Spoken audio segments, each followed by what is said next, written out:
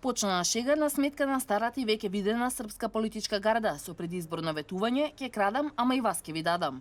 Но 25-годишниот студент по комуникации Лука Максимовиќ, алијас Љубиша Бели Прелетачевиќ, откако победи на локалните избори во Младеновац, тргна по претседателската фотелја. Ликот е сатира на најлошиот вид политичари, корумпиран и што се сели од партија во партија заради лична корист.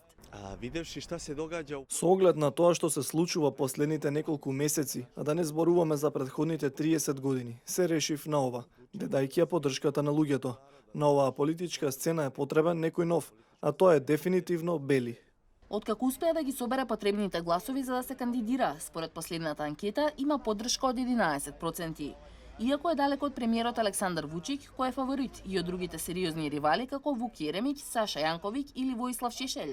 Според аналитичарите, очигледно е дека Бели прибира нечии гласови и мати нечија вода. Виж, суштина е о томе што се не знае. Поентата е дека не знаеме кои се моите гласачи. На едната страна се интелектуалците што ги поддржуваат Јанковиќ и да речеме Јеремиќ, а тука се и зомби гласачите за премиерот. Сите може да гласаат за мене, и зомбите, и интелектуалците, и тие што нема да гласаат. Тоа е поентата. Не се знае кои се моите гласачи. Може да се многу, а не верувам дека се малку. Но според експертите, Бели ги привлекува токму незаинтересираните и разочарани гласачи.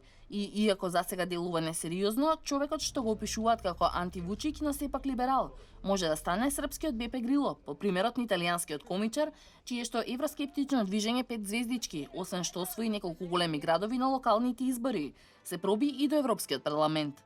Ваквите прогнози се и ефективна осуда за српската опозиција и загрижувачка порака за владеачките прогресивци, за големото незадоволство во земјата.